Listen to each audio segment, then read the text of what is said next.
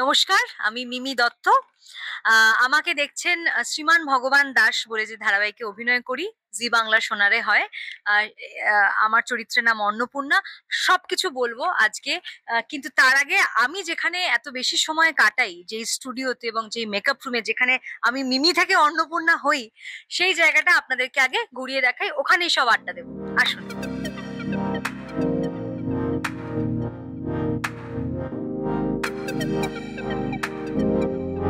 এই হলো আমার ঘর, যেখানে আমি একাই থাকি। এবং ঘরটা মোটামুটি একটু নিজের মতন করে চেষ্টা করেছি, মানে জাস্ট সারাক্ষণ আর কি, যেহেতু অনেকটা সময় এখানে থাকতে হয়, তাই একটু নিজের মতন করে থাকা। আম, কারণ বাড়ির থেকে যখন বেরিয়ে আসি, বাড়ির থেকে বেরিয়ে আসার পর এতটা সময়, প্রায় 14 ঘন্টা বাড়ির বাইরে কাটাতে হয়, তাই সেই জায়গাটাকে নিজের বাড়ি বলেই ভাবতে হবে, আর তো কোনো উপায় নেই। তো যাই হোক, এখন একটু চা খেতে খেতে আপনাদের সঙ্গে গল্প করবো। আপনারা কি করছেন জানি না, আপনারাও একটু চা খেতে খেতেই গল্প করুন। তো অন্নপূর্ণা চরিত্রটা, যে চরিত্রটা এখন অভিনয় করছি, শ্রীমান ভগবান দাসে, এই চরিত্রের ব্যাপারে একটু কথা বলি। সেটা হচ্ছে, আমার কি মনে হয়েছে, আম, বেশ কিছুদিন আগে থেকেই আমার এটা মনে হয়েছে যে এই অন্নপূর্ণা চরিত্রটা আমাকে খুব হেল্প করেছে, মানে মিমিকে খুব সাহায্য করেছে অন্নপূর্ণা হয়ে উঠতে। যেহেতু আমি নিজে মানে খুব বেশি না হলেও, কম বেশি না হলেও, আমি সংসার করতে ভালোই বাসি, আর মোটামুটি নিজের জীবন, সরি, নিজের জীবনে রান্না বান্না, আহ, সবাই পরিবারের সবাইকে নিয়ে, পুজো আচ্ছা এগুলো যেরকম নিত্যদিনের যা যা হয়, এগুলো মোটামুটি এগুলোর মধ্যেই মিমি খুব এঙ্গেজ থাকে। সব মানে কাজের পর আমার ইন বিটুইন মাঝখানে আর কিছু নেই আর কি, মানে কাজ আর বাড়ি এই দুটোর মধ্যেই আমার মোটামুটি জীবনটা সর্টেড।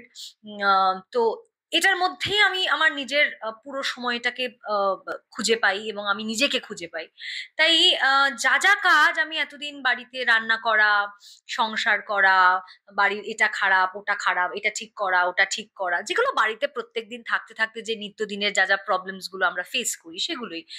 তো এগুলো করতে করতে মিমির মধ্যে যে একটা অন্নপূর্ণা ছিল, এটা তো আমি এটা শুধু আমার মিমির মধ্যে নয়, আমার মনে হয় ওপারে যেই মানে যে সমস্ত মহিলারা, মানে যে সমস্ত মায়েরা, কাকিমারা, জেঠিমারা, বোনেরা, দিদিরা যারা আমাকে দেখছেন, তাদের জন্যই বলি যে প্রত্যেকের মধ্যেই, প্রত্যেক মহিলার মধ্যেই এই অন্নপূর্ণা আছে।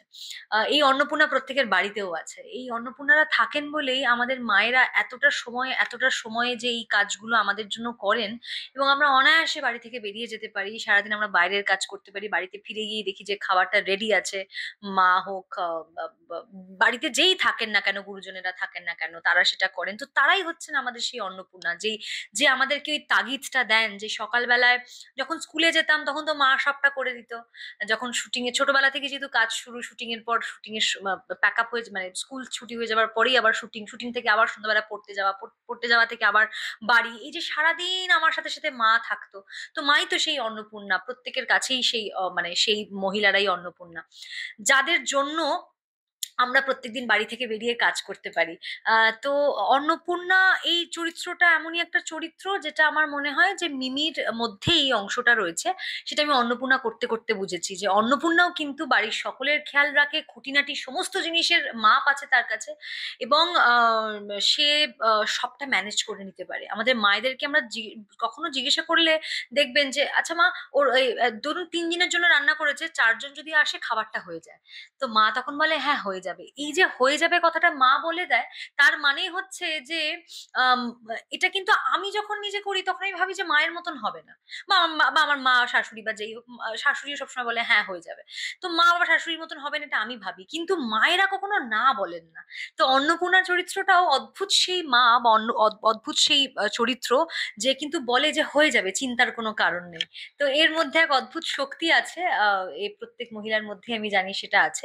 আমার বাড়িতেও কোনো গুরুজনেরা নেই, মানে শাশুড়ি খুবই কম আসেন, মানে যেহেতু আরেকটা মেন বাড়ি রয়েছে, যাতায়াত করেন, তাই সংসারটা আমার আবার আমার বরের দুজনেরই। তো বাড়ি থেকে আমিও সকালবেলা বেরিয়ে পড়ি, আমার বড় বেরিয়ে যায়, সমস্ত কাজকর্ম কোনো রকমে করে টোরে, পুজো আচ্ছা করে টোরে, নিত্যদিনের কাজে বেরোনো আর কি, যা যেরকম হয়, খুব তাড়াহুড়ো করে। তো সবটা নিয়ে বুঝি যে আম, এই অন্নপূর্ণা হওয়া কিন্তু বড় কঠিন আর কি। হ্যাঁ, মানে এই এই খুব একটা চারটিখানি কথা না, মানে মায়েরা যে কাজটা দীর্ঘদিন ধরে, এত বছর ধরে নিত্যদিন করে চলেছেন, আমা তাদেরকে কুর্নিশ, আমা তাদেরকে অসম্ভব ভালোবাসা, অসম্ভব প্রণাম যে কি অসম্ভব শক্তি জুগিয়ে চলেছেন এই সমাজে। তারা যে কি একটা বড় মানে কি বলবো, একটা উদাহরণ হয়ে উঠছেন যে আহ, ওনারা সবকিছু পারেন করতে। যদিও আমি যে খুব একটা চেষ্টা করি তা নয়, খুব ফ্ললেস থাকার চেষ্টা করি, যে যেটা পারবো সেটুকু করবো, যেটুকু পারবো না করবো না, সেভাবেই আমার মনে হয় হয়ে যায়। কিন্তু আম, আম, কিন্তু আহ, আহ, এটাই বলতে চাই যে এটা খুব কঠিন। তো যাই হোক, এই হলো ব্যাপার। কিন্তু অন্নপূর্ণা যখন মাঝে মাঝে বসে থাকে, মানে মিমি যখন মাঝে মাঝে মেকআপ রুমে বসে থাকে, তখন আমি ভিন্ন জিনিস করি, যেরকম বই পড়ি। বই পড়ার একটা ব্যাপার আছে, একটু মেকআপটা ঠিক করে নিই। বই পড়তে গেলে আবার চশমা পড়তে হয়। চশমা পড়লে আবার এই জায়গাটা মেকআপটা উঠে যায়, তখন আমার মেকআপটা ঠিক করে নিতে হয়। তো খাবার দাবারের জন্য প্রচুর সরঞ্জাম একটু দেখাই। আমার খাবারের একটা ছোট্ট মিনি মিনি মিনি কুলার আছে, যেটার মধ্যে আমার খাবার দাবার থাকে। কারণ আমি বাইরের খাবার খাই না, আমি নিজের তৈরি করা খাবারই খাই। আর আমার পাশেই মা বাবা থাকেন, তো আমি যখনই কিছু মিস করে যাই বাড়ি থেকে আনতে, তো মা বাবা চট করে, মানে মা বাবার বাড়ি থেকে চট করে সেই খাবারটা মা বানিয়ে দেয়। এখন যেরকম চাটা তুলসী পাতা দিয়ে মা একটা চা বানিয়ে দিয়েছে, আদা দিয়ে তুলসী পাতা দিয়ে। তো সেই চাটা এখন খাচ্ছি। আজকে নিজে বাড়ি থেকে নিজে চা করে আনিনি, মায়ের কাছে আবদার করেছি, মা চা পাঠিয়েছে, সন্ধ্যেবেলার খাবারটাও পাঠাবে। তো এইভাবেই আর কি সারাদিন এইভাবে শুটিং করি সারাদিন।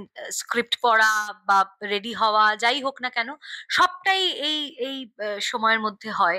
এইভাবেই করি, এইভাবেই হয়। তো আর কিছুই বলার নেই। অনেকটা কিছু শেয়ার শেয়ার করলাম আপনাদের সবার সঙ্গে।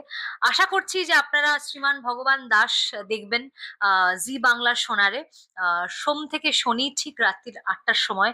যারা এখনো পর্যন্ত দেখেননি তারা অবশ্যই দেখুন। মনে রাখবেন, আপনাদের জন্যই আমাদের এই কাজ করা, আপনাদের উৎসাহে। আপনারা যদি কিছু কথা বলেন, সেগুলোতে আমি খুব উৎসাহিত বোধ করি, আমার খুব আনন্দ হয়, খুব ভালো লাগে। আপনাদের জন্যই এই কাজ। তো দেখবেন, কেমন লাগছে জানাবেন। আর যারা এখনো পর্যন্ত দেখেনি, তারা প্রথম থেকে একটু জি5-এ দেখে নিতে পারেন এপিসোড গুলো, তাহলে আপনারা আম, বুঝতে পারবেন যে এখন কারেন্ট এপিসোড কি হচ্ছে। আর 8টার সময় সোম থেকে শনি শ্রীমান ভগবান দাস দেখুন। আর আগামী দিনে অনেক অনেক উৎসব রয়েছে, কালী পুজো রয়েছে, ভাইফোঁটা রয়েছে, ছট পুজো রয়েছে, তারপরে ডিসেম্বর আমার খুব প্রিয় একটা মাস।